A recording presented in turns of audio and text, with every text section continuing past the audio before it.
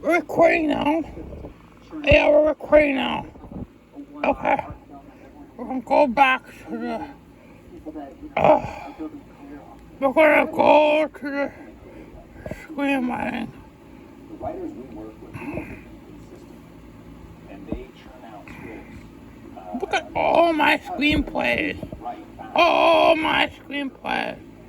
All my screenplays. Every month, maybe every 2 months, and they're getting paid on them. And so it's like that. I should get paid on them. I should get paid on them. They come out of the wood. They come out of the wood.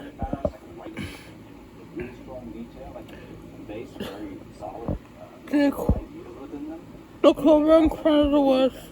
Dick walks down the side of the road to this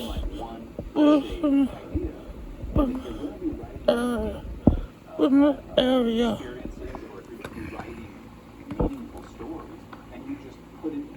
Dick walks down the road to the business area. Okay. Okay. Dick walk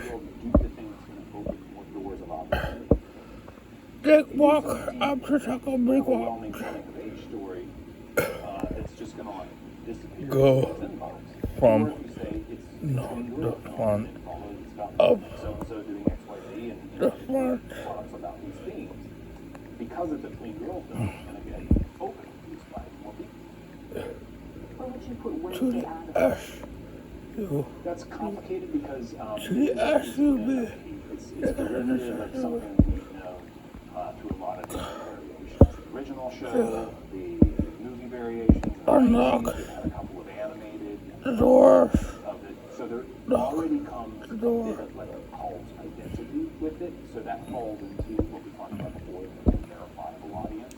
Unlock never had door. People that respond well to this sort of quirky, dark comedy, or films that dive deep into it. And then they just, I guess it's maybe a reboot slash spin-off focused on her. He turns Netflix gets to do this because it's so much money. They can really take interesting chances, but it's talent-led, meaning creative talent. Jake finds my phone. Very high up in the agency, basically, with the concept, and because it's a known piece of IP. Jake finds. But it is a true story. You know, it's following her and going to a jury. Can you have a good meeting where everything goes right, and then the executives reject the pitch? Yes, you can. And it happens quite a bit, actually. And those are for reasons that are sometimes totally out of your control. I was mentioning earlier that sometimes, even on our side, we're business to business, so dealing directly with residents of the channels, the TV platforms. And we're in a meeting, and we're pitching and presenting our slate of projects, and then, unbeknownst to us, behind closed doors in their boardroom, they get a new mandate at the top. All of a sudden, executives come in, and there's some kind of decision to pivot content, and we find out about it later. But the next time we have a meeting, it's either we get rejected on title. Good. So they could all use this like jump ahead kind of feeling. Like you see what he's doing and he jumps ahead. Dick, walking up and go to Taco Bell.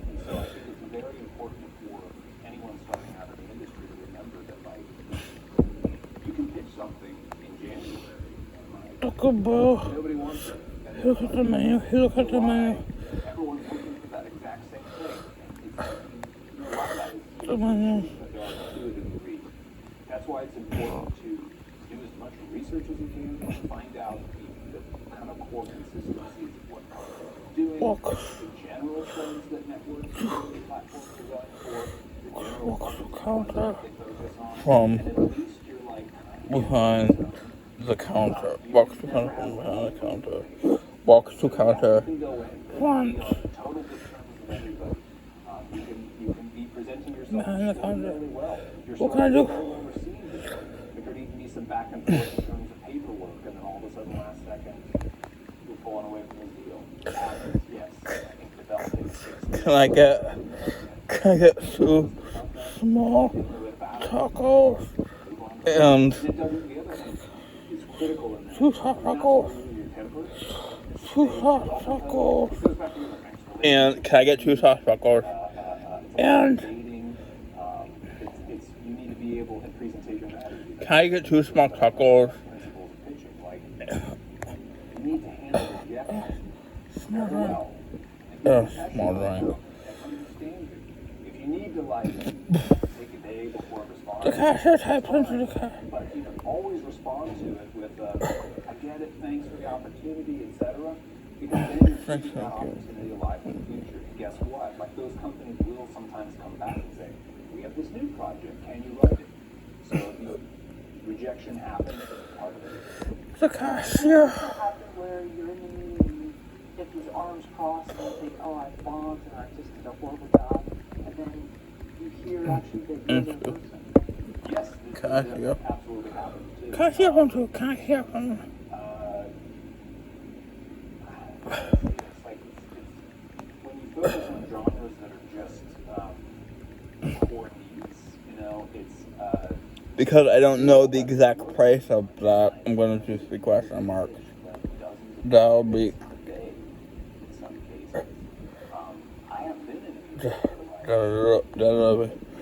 Oh my god. Say price. Price. You're just sort of like, you feel like talking to someone who's staring at their phone, pitching to a teenager. And it's like, and all of a sudden you get that email like a week later, and it's like, so you just Taco Bell cashier. It's like you can't control what other people do. You just have to focus on what Taco Bell cashier. you are making, how you're presenting yourself, and making sure that you're bringing what you can do, presenting yourself and pitching your ideas in the best way you have the control of doing it. And that's not just in the room. That's if you create a website, you do your personal brand. How can you do that? How you relate to people online? The kinds of stuff you type online. That stuff doesn't go away.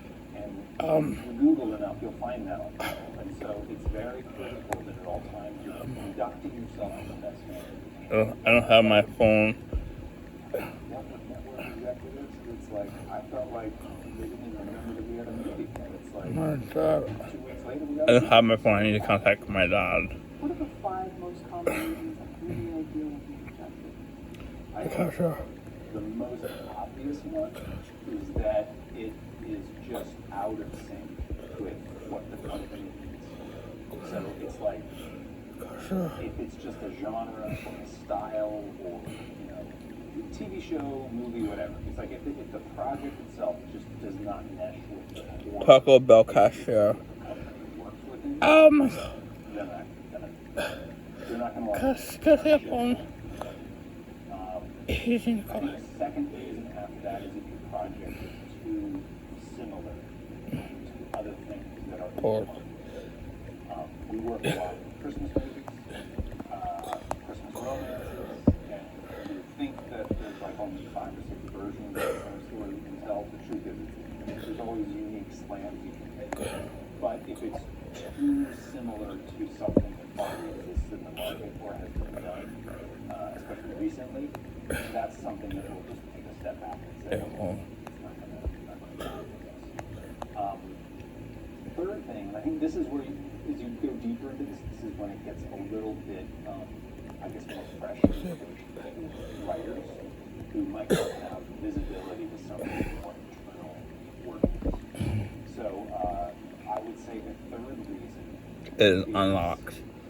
When it focuses on subject matter or interactions of characters that just don't resonate well on the screen. God. And so what I mean, a good example of that would be like something that is way too social media heavy. And I know like social media is it, you can start relationships in today's world via app or other means. So it's like, that's fine, but it doesn't translate really well on screen. And so making sure that visually from beginning to end this project is actually going to make sense. My friends. And then you get to other things that, they don't talk about in screenwriting The op. That's like, what is the budget? Budget's critical. Like, if you're writing something that is out of sync with the real world value of what the movie is, it's not going to make any sense. So if you're writing a basic TV movie, but you're writing it at a budget that is way above that, it doesn't correlate. The company's not going to see it. New person's phone. They're going to say, New person's phone. pay all this money because we know what the metrics are, we know what the clients are. And then if you go a step further, The client is that. I would say it's production related. And what I mean by that is it's a script that is written in a way that is not production. Call. People who are reading scripts have a lot of production experience, and they can read the script and know, like, right away, at least ballpark, how much these scripts are going to cost. Whether it's a TV series, whether it's a, they know the SAG rate, what are the crew rates. So if you have a script with, like, way too many expensive locations, way too many things that just are complicated to happen within the budget level of what the project you're working on should be, it's going to be rejected. But that's why I kind of put it in that category, which is as far as the writers we are in the railroad master in each section of the book, kind of devote a chapter to like movies, TV shows, and reality TV shows, and all that. And I actually put in there, well, what are the budgets supposed to be? So we put those in, so you kind of get a sense of, like, you know, and the high end of this would be X dollars, a mid-level would be this many dollars, a low budget, professional, not like micro budget, budget, but like one that could actually be on TV or like an original TV platform. What would that low budget look like? So if you could write at that budget level, production that makes sense for like 12 or 20 days of production, you're starting to kind of reduce. And then I'd add a 6 to that, that's just to the writer. It's just complicated to deal with. Inshallah. It'd be a good script. Low budget, let's say, film Christmas movie Sure. shot in another state, sorry, not California, maybe it's one that has tax incentives. What would the budget for a low budget? So they scale, and we don't shoot any of them in LA. Short time lobster. Lobster. We shoot, and we don't necessarily shoot in Short states. time We do a lot in lobster. Canada, we do a lot in Australia. And we do work a lot in tax-efficient states. Georgia's a great tax-efficient state, but Netflix does so much there that, you know, it's becoming a lot more expensive to shoot there. But there's a lot of places. We just shot a movie in Kentucky. We shoot a lot of places. But the general budgets are going to be $1 million to $2.5 million. But that is like total cost. That is like how much cash is required to shoot the movie. But the way we work is that we are being financially savvy how payments are paid out, how we classify things, and then we work in tax-efficient states, and we work within very specific parameters, and we source talent utilize local resources. We can get what we call soft monies or tax rebates. Like, the idea of soft monies is that there's incentive for us shooting movies in some of these different areas, whether it's like local municipalities or local states, etc. They want the business, so they're willing to sort of a while to shoot there. So on our side of the business, we're looking for those opportunities. You know, we know our scale of how much this stuff costs. We know where we can shoot it. Cut to. We also know, well, how many characters. Wait, we're gonna go like so that we don't exceed our budget. to scene. Locations do we need We to from so we don't exceed our budget because it's a combination of being able to maximize we farm workshop. tax rebates, pre-sales when they're possible, license fees for the client, and a script that meshes with all of that. So if it's a script that's not fitting into that model, it's not really good. What do you think about the advice, write the script or make the movie? Look, I mean, I think I wrote the books I wanted to exist when I was younger. Like, I think there is something important to be able to express what it is you're trying to say. I think that's absolutely critical. But I would, and I have no problem. I don't want writers to think like they should only write these genres, and that they should forever turn their back on any passion project they have. Passion is what got them into wanting to do this in the first place. They should absolutely follow that in every step of their career. But what I'm saying is utilize these core genres that do work, that are in need, and apply what story you want to tell within it. Like character-based female romance, whether it's a female-driven thriller, whether it's a Christmas movie, like feature. Real stories, real moments in there. Jeff looked into mansion patio. Just a look out backside. Just look. Matt looks out backside. Just look out. Mansion patio. Look into mansion patio.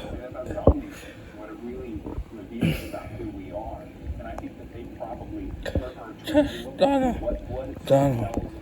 hey Donna, come here, hey Donna, come here, Donna, don't cough,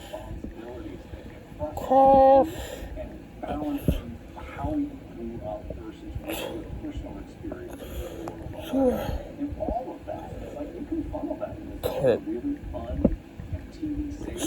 And Disney has this looking powerful in what you're trying to do. the man,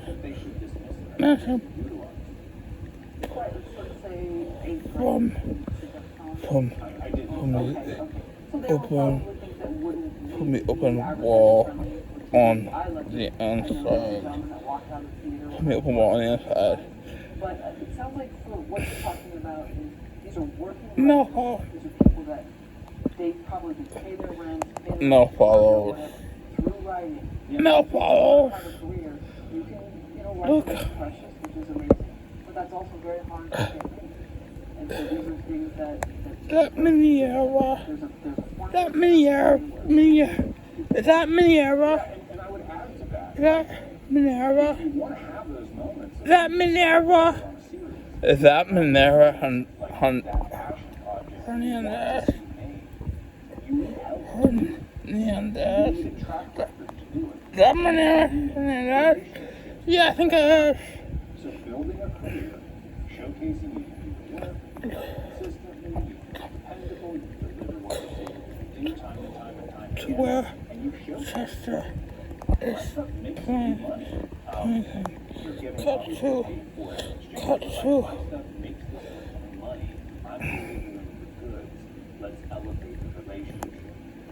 Every person I know who's become a director did it by working through the writing. Minerva.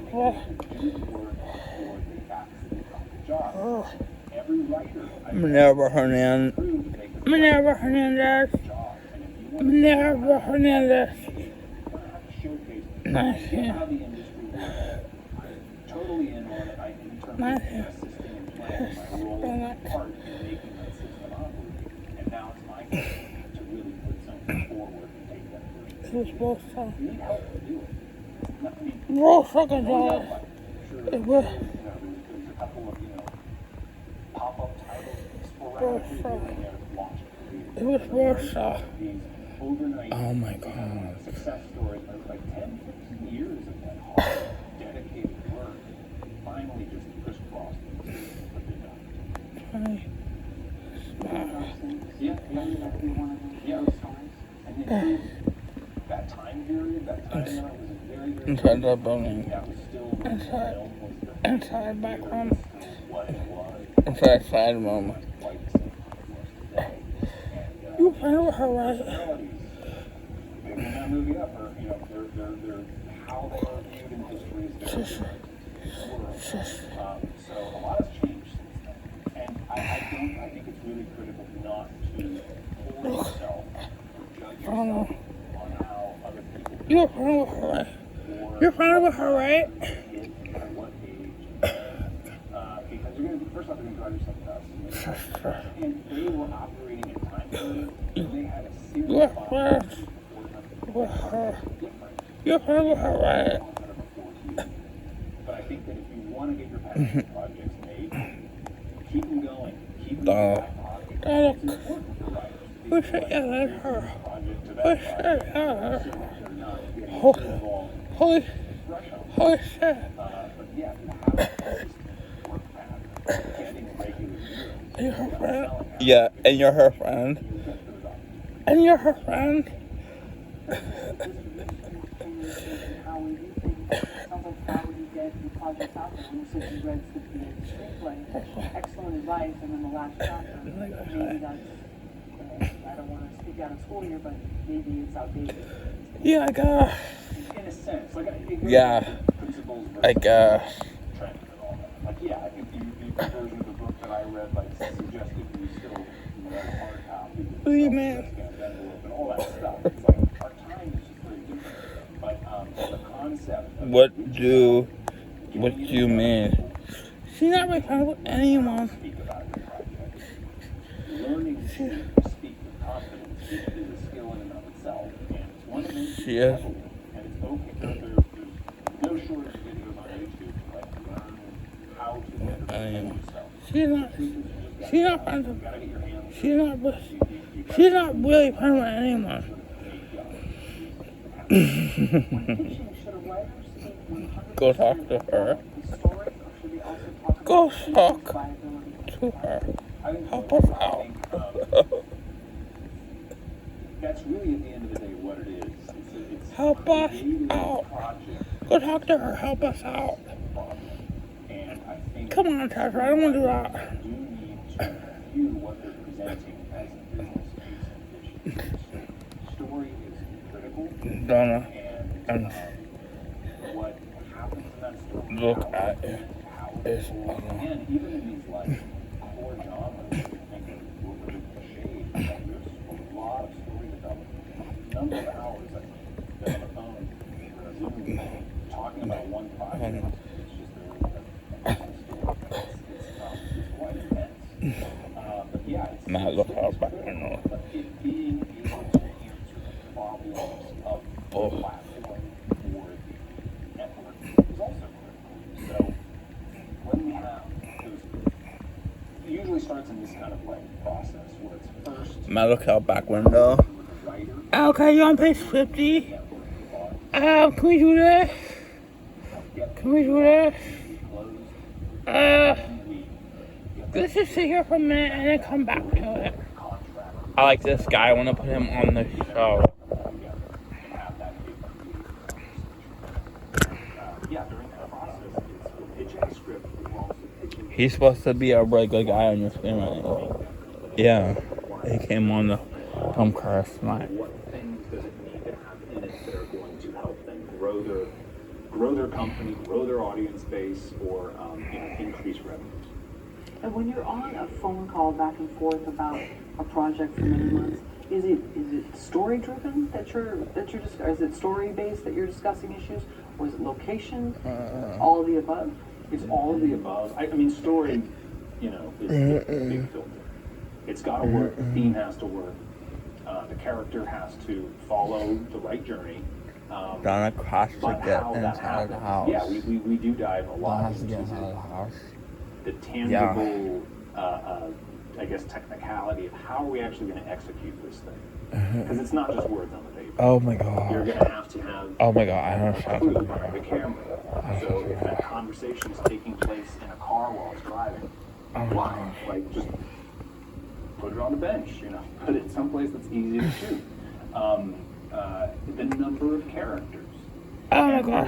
there's, I just had a conversation with a writer days ago, and she was very specific And Mel, about wanting Donna a and Melinda back character up the in worktop. a scene with no dialogue, because story-wise she felt it was very important, and I'm sort of in this situation of sort of explaining, yeah, but we got to pay all this extra money for them to be on set for that one day, and they may not need to be there, and there is a kind of a balance in terms of like cost economics, commerce versus the creative storytelling. Budgets are tight in a lot of productions, so you have to balance that. So it's a big hybrid, and it's usually you're talking both at the same time on specific things. But story opens the door, walk over, and I would say the details of the execution business are what close the deal. Are there any pitching myths that screenwriters should be aware of? I don't know if there's any like the back. specific Go myths, inside the but I back would say door. the myths would be You going inside the back door? believing that like Okay, go inside the back there's door. one way to pitch, that there's like a memorized log line you should have, that you go in and like they always call it like the elevator pitch, that like Cut. this is your one shot, and that's totally not true at all. And it goes back to the whole principle of like pitching is repitching. It's like you repitch the same project dozens of times, it's okay. But that idea that like you're just gonna memorize a log line, and you're gonna say it once, and then you're gonna get this big check, and like that's it's done. That's a total myth, and that's totally not how it works. And then I would say another myth is the quote, "We're buying it in the room" kind of idea. Like that you go into your meeting, you present it, and then like they buy it in the room and all that. It's like, I know there are like a handful of stories out there of these things sort of happening. What was the guy? Joe Esterhaus. You know, it's like wrote an idea on a napkin in a bar while he was hammered and like made millions off it. And it's like, it's not quite really how it worked. The agent was out there to get the next script of his because his previous work was so successful. They didn't care what he put. The job that executive or agent or whomever did the deal with had was to basically like write a check, whatever he says, and just get something in writing. That was the objective, you know. It's like those I think kind of fall into myths about how things work. Is this for Basic Instinct? Okay, this could be good. Was his original, like, And we're on page 50. We did 5 pages. I'm satisfied with that for how much we did today. Right. Okay. And it's going to continue on in this scene because they're going to watch Donna interact with them inside of the house. I want to stop and take a rest before I make Donna interact with them inside of the house. Because we're supposed to watch Donna interact with them inside of the house. And Donna doesn't come back. Donna stays inside of the house. Control and that much Oh my clout god. and